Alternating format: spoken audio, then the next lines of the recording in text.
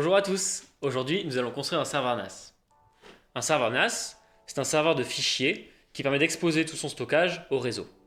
Par exemple, sur mon laptop, je peux accéder à tous les fichiers du serveur NAS en un seul clic dans mon explorateur de fichiers.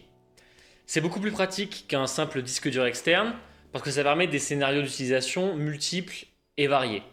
Par exemple, je peux automatiquement configurer une sauvegarde de mon laptop vers mon NAS toutes les 24 heures. Je peux aussi synchroniser en permanence le contenu des fichiers et des dossiers de mon ordi avec mon NAS et avec mes autres machines, tout ça en même temps.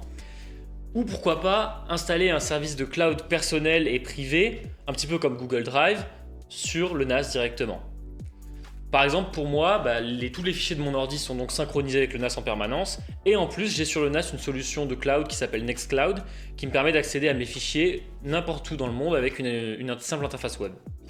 Il existe de nombreuses solutions commerciales de serveurs NAS. Par exemple, quelque chose comme ceci. Donc ça se présente en général comme ça, les serveurs NAS commerciaux. Ils ont des avantages. Ils sont déjà configurés, ils sont simples, il suffit de les acheter et tout se passe très bien. Il y a déjà tous les logiciels qu'il faut dessus. Le problème, c'est qu'ils sont très coûteux et en général, ils sont réalisés avec des composants plutôt, on va dire, bas de gamme ou des composants sous-puissants. Et ils sont pas du tout là pour la performance. Une autre possibilité, c'est de construire son serveur NAS à la maison en recyclant un vieil ordinateur et en installant les bons logiciels pour exposer le stockage au réseau. Le problème, c'est que là, on va avoir des soucis de fiabilité. Même si on peut avoir une performance exceptionnelle en prenant les meilleurs composants, les meilleurs, etc., les meilleures cartes réseau, 10 gigabits, voire plus, on a un boîtier qui n'est pas prévu pour accueillir autant de disques, une alimentation qui n'est pas forcément prévue non plus pour alimenter tous ces disques en continu en permanence, etc. Donc on a des problèmes de fiabilité sur les disques. Typiquement, ma solution actuelle, c'est une solution donc avec un serveur et des disques branchés en externe à travers un boîtier, etc. Sur le serveur. Mais ça, en termes de fiabilité, c'est pas top. Ils se sont souvent débranchés, eu des coupures de courant, etc. parce que l'alimentation ne pouvait pas les alimenter. Donc, on est embêté pour ces soucis de fiabilité. Donc, quand on est pris comme ça entre les deux alternatives et aucune semble bonne, on va inventer une solution. On va essayer de construire un serveur NAS nous-mêmes pour garder les avantages de la version fait maison, mais avec des boîtiers et des composants plus professionnels, plus typiques des solutions commerciales, pour pouvoir obtenir le meilleur NAS, fiable et performant, à un prix réduit. Mon objectif est de construire un NAS 6B. Mon budget est autour de 400 €, ce qui est beaucoup moins élevé que les solutions commerciales pour ce genre de NAS. Comme système d'exploitation pour les NAS, j'utilise TrueNAS, qui se décline en deux versions, Core et Scale. Ici, on utilisera TrueNAS Scale, qui est basé sur Linux, comme ça fait beaucoup plus de gens qui connaissent, et c'est plus pratique. TrueNAS utilise ZFS, qui est un système de fichiers qui a été inventé pour la fiabilité des données. Donc il sert de garde-fou pour être sûr que les données sont bien gardées au maximum. Et ZFS, il aime beaucoup avoir beaucoup de RAM, parce qu'il s'en sert notamment comme cache, mais aussi pour plein d'autres raisons. Donc on va essayer d'avoir de la RAM, et de la RAM qui soit fiable, parce qu'avant tout on veut de la fiabilité. Et donc comme on fait un serveur, on ne peut pas prendre de la RAM classique pour PC de bureau, il nous faut de la RAM avec code correcteur d'erreurs pour être sûr que si jamais il y a des erreurs, elles seront supprimées par les codes correcteurs, c'est-à-dire de la RAM ECC, de la RAM pour serveur. C'est sur ces contraintes que va se baser notre build. Tout d'abord, la RAM. Personnellement, je possède déjà deux barrettes de 16 Go de DDR4 ECC, donc c'est ce que je vais utiliser pour cette build. Mais vous pouvez vous procurer de la DDR4 ECC un peu partout, par exemple sur AliExpress ou sur Amazon. Sur AliExpress, 8 Go reviennent à peu près à 20 €, ce qui est assez correct comme tarif. Et c'est ce que je vais utiliser si vous voulez partir sur la version la plus budget du NAS. Vous pourrez toujours faire l'upgrade après. Une fois qu'on a cette RAM ECC, il va donc nous falloir un processeur pour aller avec, et donc un processeur qui peut gérer le CC. Alors il y a beaucoup de processeurs, même des processeurs de bureau classiques qui gèrent le CC. Par exemple chez Intel, les processeurs bas de gamme de 11e, 12e génération et haut de gamme de 13e génération, etc. Ont un support de l'ECC, donc certains modèles de processeurs Intel, Core je parle. Et chez AMD, la plupart des Ryzen ont un support de l'ECC, sauf les Ryzen G. Mais il faut en plus, en général, un support de carte mère qui va avec, etc. C'est assez compliqué et ça ferait monter notre budget énormément. Une autre option qui est celle que je vais choisir ici, c'est les CPU Intel Xeon, qui sont des CPU de serveur. Comme on n'a pas besoin d'un CPU très très puissant, on veut juste qu'on ait beaucoup de cœur pour pouvoir faire tous nos transferts en parallèle, on peut prendre un vieux Xeon, très basse consommation, donc au contraire de d'habitude, pas un Xeon qui est optimisé pour plein de cœur, plein de performance, un Xeon qui est optimisé pour la basse consommation, plein de cœur. Et donc on arrive sur un budget qui est beaucoup plus abordable, parce que là on peut trouver un CPU comme ça dans les ordres des 25€. Et donc là on a 10 cœurs, ce qui est largement suffisant pour tous nos transferts, et ce sera un CPU tout à fait raisonnable. Maintenant qu'on a trouvé un Xeon, il nous faut donc une carte mère pour aller avec. Le boîtier, il nécessite une carte mère ITX. La seule que j'ai pu trouver, c'est celle-ci sur AliExpress, donc une carte Jginyue, de socket X99. Donc c'est un socket LGA 11-3 et on reviendra après là-dessus parce que ça posera quelques soucis dans la build. On en reparlera. Enfin, le boîtier. Donc c'est la chose la plus importante de cette build, c'est ça qui fait qu'on aura un look professionnel. C'est un boîtier qui permet le hot swap des disques avec 6B à l'avant. C'est un boîtier qui possède déjà une carte pour distribuer l'alimentation aux 6 disques durs et des câbles SATA intégrés qui viennent avec. C'est un boîtier qui est prévu pour faire des NAS et qui est avec un look professionnel, c'est exactement ce qu'on veut. Pour finir, il nous faut une alimentation. Le boîtier accepte que les alimentations 1U. Il nous faudra une alimentation assez faible puisque chaque disque consomme à peu près 10 watts, le processeur a une TDP de 55 watts. Donc si on veut 6 disques, ça fait 60 watts. Voilà, bon, on est large avec 200 watts, 250 watts. Donc j'ai choisi une alimentation de 250 watts. Enfin, il nous faudra aussi un SSD pour installer cette implémentation. Moi, j'avais pris un SSD NVMe 128 Go qui traînait. On en trouve un petit peu partout à des prix assez dérisoires. Donc vous pouvez prendre celui que vous voulez. C'est pas très important. Par ailleurs, je vais moi-même ajouter une carte réseau 10 Gigabits que je possède dans le NAS directement. Mais c'est bien sûr une option d'upgrade pour plus tard aussi. Il n'y a pas de souci. Ça s'ajoute en PCI Express classiquement. Maintenant qu'on a tous les composants, on peut passer à la build.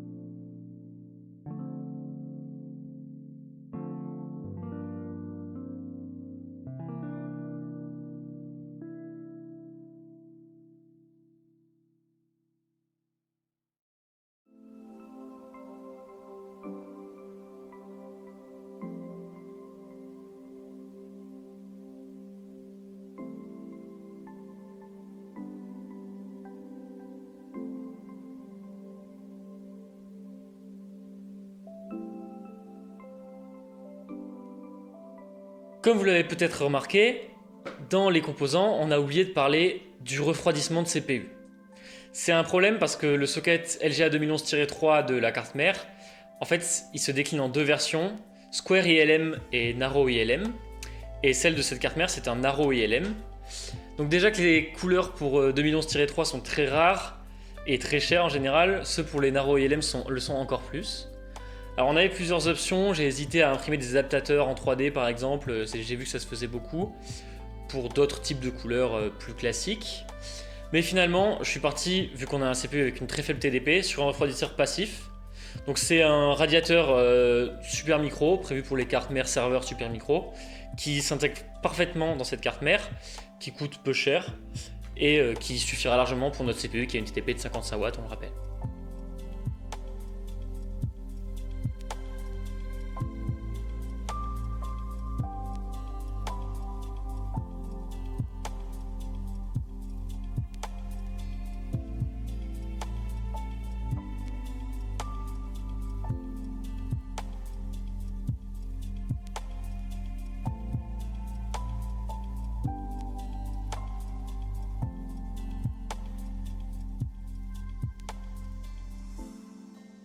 Maintenant, il va falloir qu'on installe le système d'exploitation.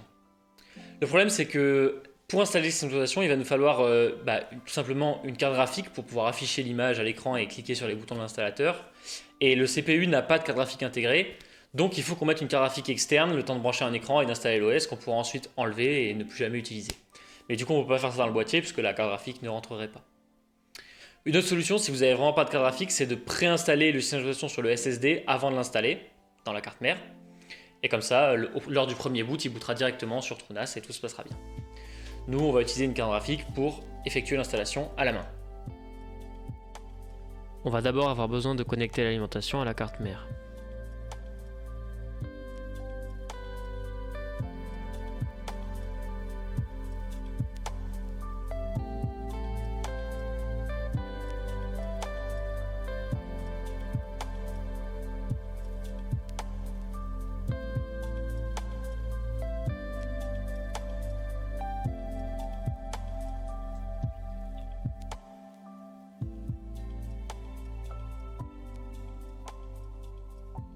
Il faudra également brancher les câbles du bouton on-off du boîtier à la carte mère.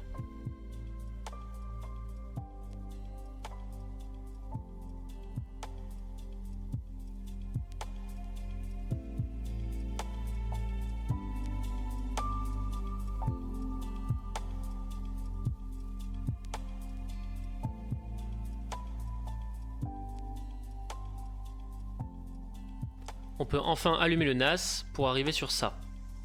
Bon, en fait, la carte graphique que j'ai utilisée avait besoin d'une alimentation externe en PCI Express. C'est pas grave, il suffit de changer de carte graphique.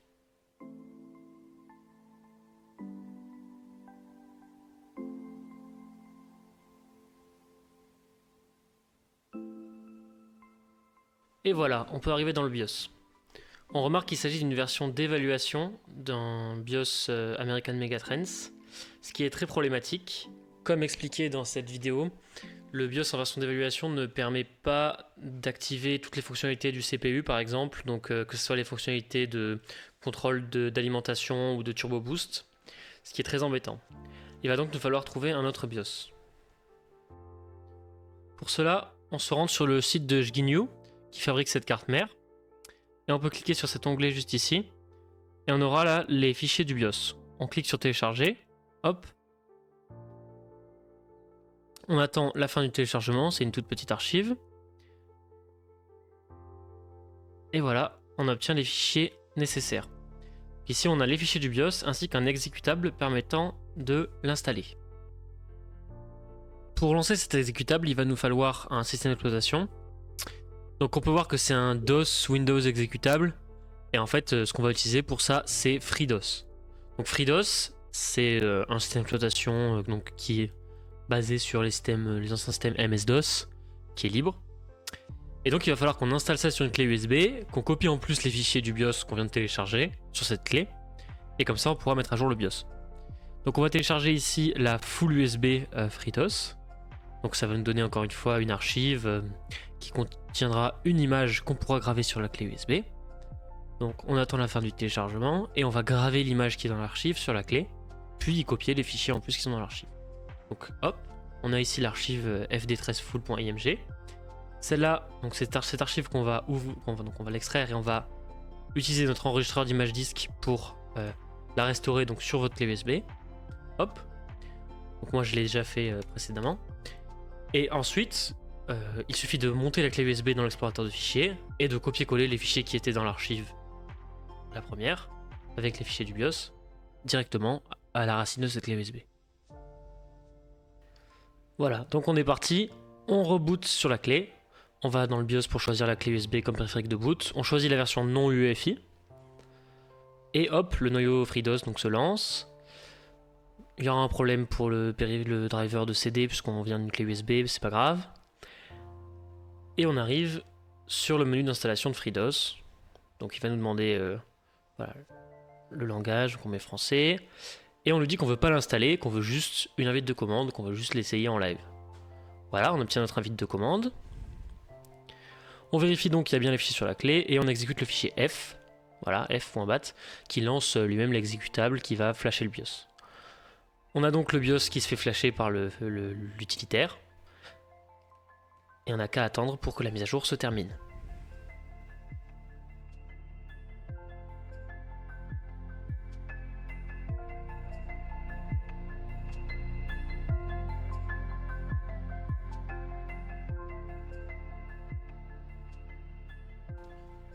Voilà, c'est terminé. On peut maintenant reboot pour changer les paramètres dans le nouveau BIOS, celui qu'on vient de mettre à jour. Voilà, à la place du logo American Megatrends, on a ce logo GNU, hop, et on est dans le BIOS. Donc, ce qu'il faut aller changer, c'est les 6 states donc du CPU qu'on peut aller activer. Voilà, ici, CPU 6 states, on peut le mettre à Enabled. Et maintenant, ça fonctionnera sans souci. Je vais également, moi, explorer les paramètres du BIOS. Je vous laisse la vidéo en accéléré.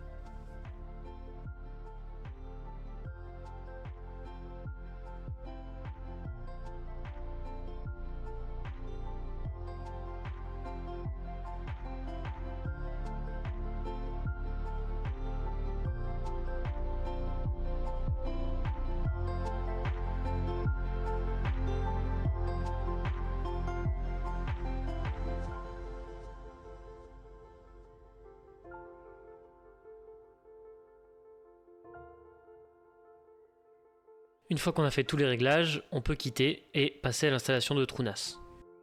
Pour TrueNAS, on se rend donc sur le site truenas.com. Dans l'onglet Get TrueNAS, on va à TrueNAS Scale. Et donc, on s'est déjà enregistré. Hop, on veut juste télécharger la version stable. C'est parti. On a donc une image CD qu'on pourra graver à son tour sur la clé USB, puis booter dessus pour démarrer l'installation. C'est parti. On va dans le BIOS pour choisir le périphérique de boot. Donc ce qu'on veut, c'est booter sur notre clé USB. Hop, voilà. Et pas en UEFI. Chez moi, ça marchait pas. J'ai plein d'erreurs donc sur Grub, là, voilà, vous avez vu. On démarre l'installation. Voilà, ça met quelques temps. Alors là aussi, on a donc la copie en RAM, quelques erreurs, bon, c'est pas très grave. Voilà, on a le truenas.local, Debian GNU Linux, ok. On attend que le menu d'installation charge.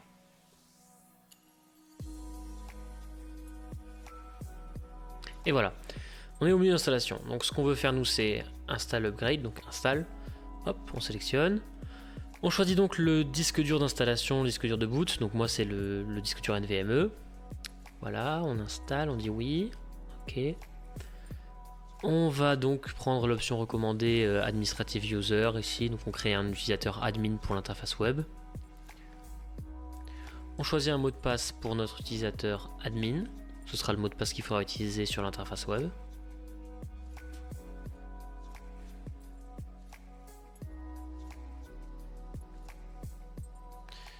Et voilà. On crée une partition de swap par défaut. On dit oui.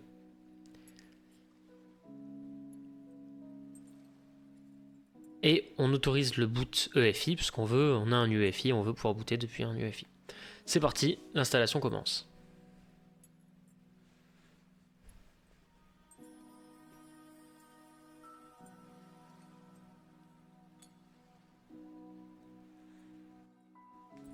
Voilà, c'est terminé. TrueNAS Installation Succeeded. Donc on peut maintenant, on a maintenant TrueNAS qui est installé. On va quand même essayer de reboot pour voir si tout se passe bien et si tout est bien installé. Voilà, donc on revient au menu, on lui dit reboot. Hop. Parfait. On arrive sur Grub, donc on voit que l'entrée bootera automatiquement dans 10 secondes. Voilà, on la sélectionne à la main, TrueNAS. Ok, tout se passe bien.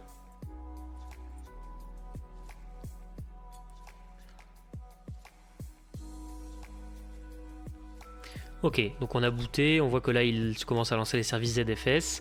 Donc, le premier boot de TrueNAS peut être un petit peu long puisqu'il va générer toutes les clés, les trucs comme ça, etc. Donc on va voir que voilà, le middleware là il fait plein de choses, etc. Donc le premier boot est plus long que les autres, donc on peut l'attendre pour être sûr que tout se passe bien.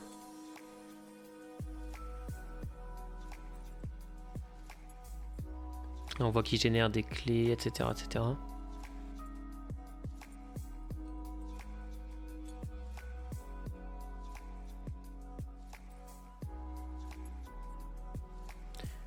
Et voilà. Tout s'est bien passé, on arrive au message qui nous donne l'IP de l'interface web. Comme je n'ai pas branché de carte 0, il me dit juste qu'il n'a pas d'interface pour se connecter. Mais sinon, il vous donnerait l'IP du serveur. C'est parfait. Voilà. Maintenant qu'on a installé le système d'exploitation, on peut finir la build en remettant toute la carte mère dans le boîtier et en fermant tout ça.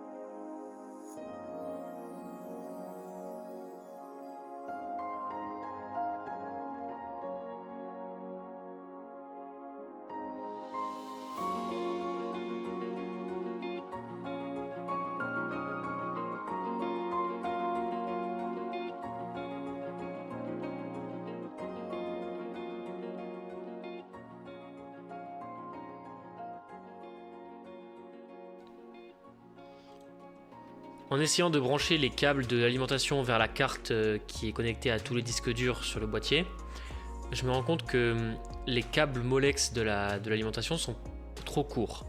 En effet, sur la carte, il y a donc 2 connecteurs Molex et cette alimentation-là a qu'un seul câble qui contient les 2 connecteurs Molex qui sont très proches les uns des autres, et donc ce câble est beaucoup trop court pour connecter les 2 connecteurs. Et malheureusement, j'ai cherché d'autres câbles, parce que cette alimentation est modulaire, donc d'autres câbles modulaires plus longs, mais j'en ai pas trouvé pour ce modèle d'alimentation. Donc ce que je me suis résolu à faire, c'est d'acheter un connecteur d'extension Molex.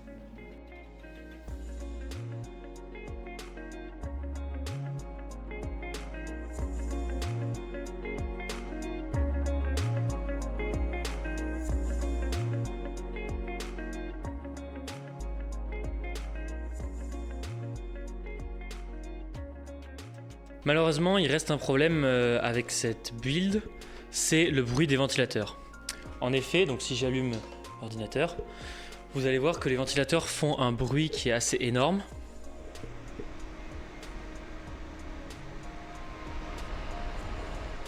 Voilà, donc moi ça me dérange personnellement parce que je vais le mettre dans le salon. Et c'est pas des ventilateurs contrôlables, c'est pas des ventilateurs PWM, donc avec Power Management. Donc ils seront allumés à 100% 24h/24, ce qui est très embêtant. Heureusement, le boîtier propose des headers PWM 2 pour remplacer les ventilateurs. On va donc remplacer les ventilateurs de base du châssis par 2 ventilateurs Noctua de même taille, qui seront donc branchés sur ce header PWM, qu'on pourra donc normalement, j'espère, contrôler, c'est-à-dire qu'ils seront régulés par la charge des disques. Et dans tous les cas, comme c'est des ventilateurs Noctua, ils seront beaucoup moins forts.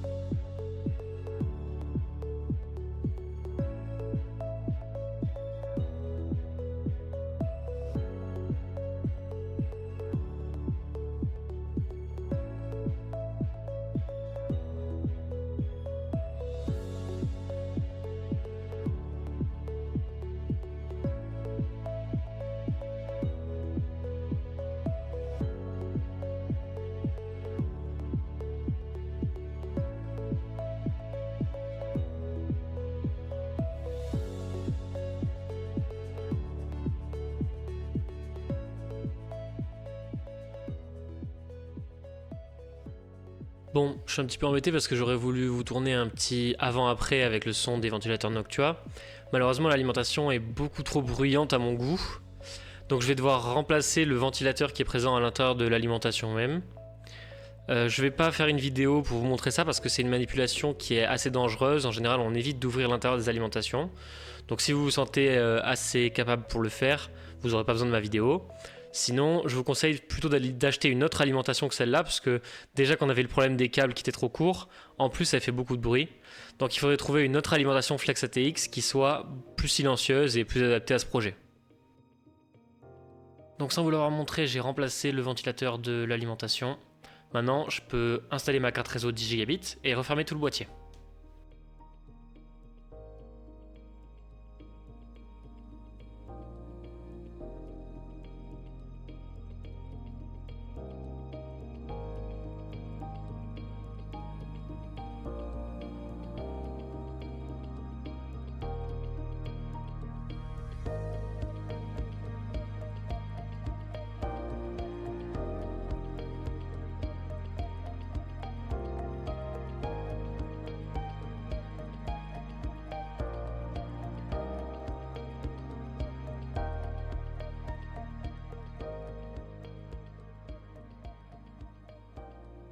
Maintenant, on va pouvoir allumer notre serveur NAS, finaliser l'installation de TrueNAS et effectuer des premiers benchmarks et des premiers tests pour voir si tout se passe bien. Maintenant qu'on a branché le NAS au réseau, on peut aller chercher sur la page de notre routeur, donc par exemple pour moi c'est ma box Orange, l'adresse IP que la box lui a donnée et se rendre à cette adresse IP. On nous demandera le login qu'on a configuré dans l'installation et on arrivera sur l'interface de TrueNAS. Ok, donc un des premiers trucs qu'on peut faire, c'est vérifier que le port 2,5 Gigabits est bien en 2,5 Gigabits. On va marquer la vitesse réseau. Pour ça, on va dans le shell, on va lancer hyperv3, par exemple en mode serveur. Hop.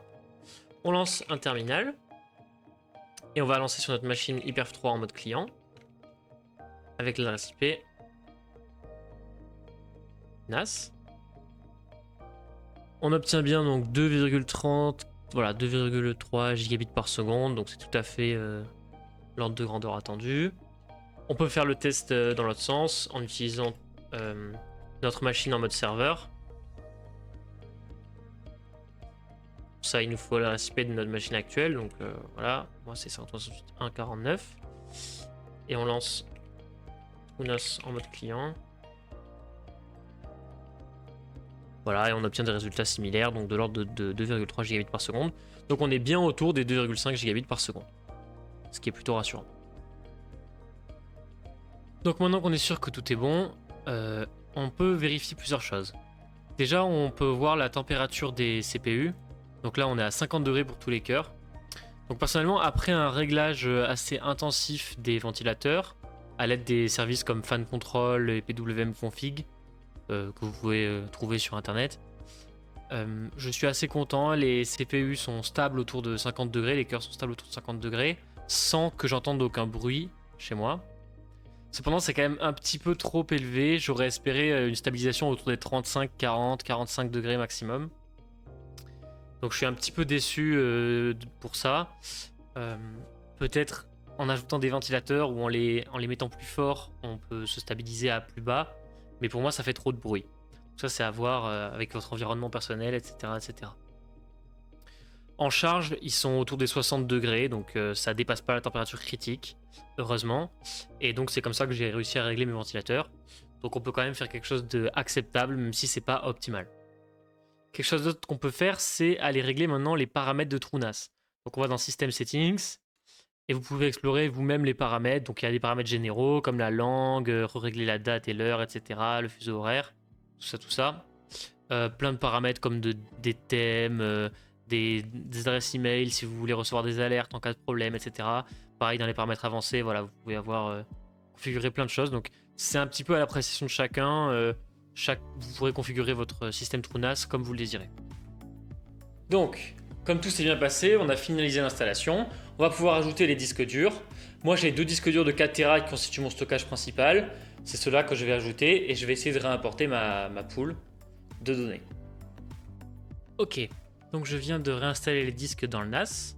On peut aller dans Storage, Disks pour voir, et ils sont bien là, mes 2 disques de 4 Teraoctets. Et maintenant, je vais réimporter le stockage sur ces disques en utilisant import pool. Il a détecté mon ancienne pool de données, et hop, juste en cliquant, je peux commencer l'importation.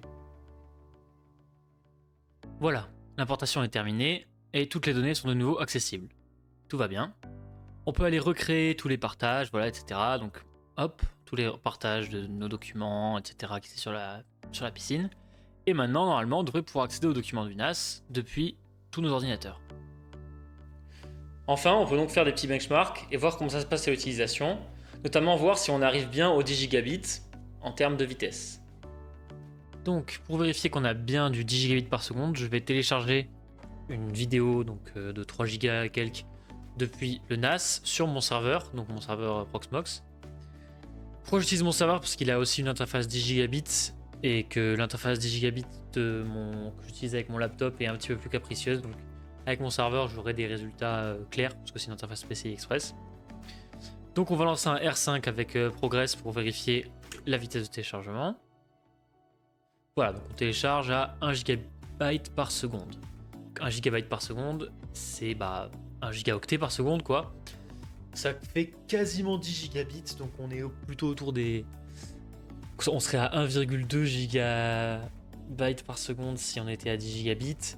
Là on est plutôt autour des 8 gigabits, c'était les limites qu'on avait vues de la carte avec HyperV3. C'est parfait. Si vous n'avez pas directement des vitesses comme ça, mais que vous êtes plutôt autour des 200, c'est normal, c'est parce que le fichier n'est pas encore dans le cache. J'ai dû répéter l'opération 2-3 fois pour pouvoir bien être sûr que le fichier passe dans le cache du NAS et qu'on ne soit pas directement en train de lire les disques qui eux sont limités à quelque chose comme 200 mégaoctets par seconde. Ok, on peut également faire le test sous Windows, donc on va sur le NAS pareil dans le réseau, après avoir activé un partage SMB. Je prends la même vidéo que je vais copier dans le document. Hop, voilà, on voit qu'on est bien autour des 1 gigaoctet par seconde, comme sur le serveur. Donc, tout va bien. Un autre facteur très important pour un NAS comme ça, c'est la consommation électrique.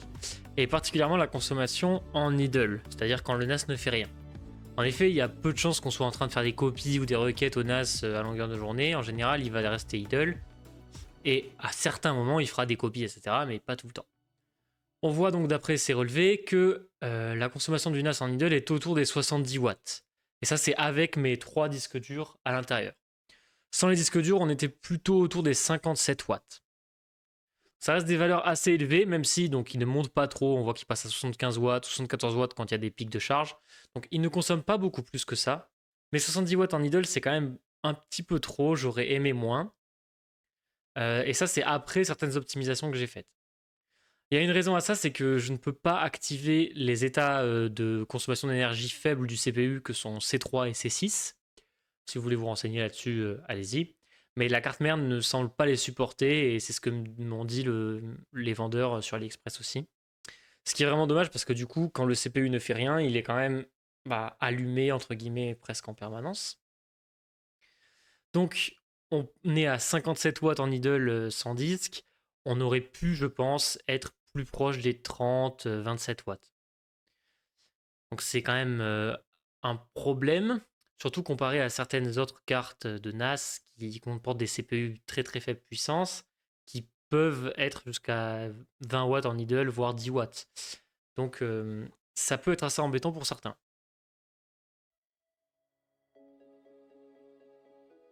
Pour conclure cette vidéo, donc on a quand même réussi notre objectif, on a réussi à construire un NAS 6B qui fonctionne, qui tient bien les 10 gigabits, comme on a pu le voir avec les tests. Pour moi, il y a quand même 2 soucis. Le premier, c'est facilement résolvable, c'est l'alimentation. Je pense qu'il faut changer d'alimentation. En fait, cette alimentation-là, elle ne convient pas à cause de son bruit. Donc si vous n'avez pas peur d'un NAS bruyant, ça ira à 100%, mais pour moi, c'est non. Donc il n'y a pas de souci. Il faut également prendre en compte le changement des ventilateurs qui est quand même assez embêtant, mais globalement, ça revient à quelque chose d'assez commun, on va dire, et c'est assez ok de changer des ventilateurs. Par contre, le vrai problème pour moi, c'est la consommation en idle du NAS, qui est beaucoup trop élevée. Malheureusement, on ne peut pas faire beaucoup mieux, je pense. Je m'explique. Pour le choix de la carte mère, j'ai été très limité, puisque je voulais quelque chose qui pouvait supporter le CC, mais qui aussi avait 6 ports SATA. Donc les plateformes type AM4 sont exclues parce que les cartes mères AM4 pas chères sont en général n'ont pas 6 ports SATA. En fait, il n'existe pas de carte mère AM4 avec 6 ports SATA. Donc c'est assez embêtant. Sauf des cartes mères peut-être beaucoup plus chères ou alors pas ITX bien sûr. Donc c'était un petit peu exclu. Il existe des cartes mères ITX pour processeurs Intel qui ont 6 ports SATA, mais pour Intel, le problème c'est que les processeurs d'entrée de gamme ne supportent pas la RAM ECC. Donc c'est impossible pour moi parce que je veux de la RAM ECC. Donc malheureusement, à moins de débourser beaucoup plus, je vois mal comment on peut faire un système aussi petit avec 6 ports SATA et qui supporte l'ECC. On va dire qu'on a fait du mieux qu'on a pu. Après le tournage de cette vidéo, les concepteurs du boîtier ont sorti un nouveau boîtier sur AliExpress, qui est un boîtier qui est un boîtier de NAS 8B qui accepte une carte mère micro ATX. Si j'avais su, je pense que j'aurais peut-être acheté celui-là en premier, puisqu'il est à un prix équivalent.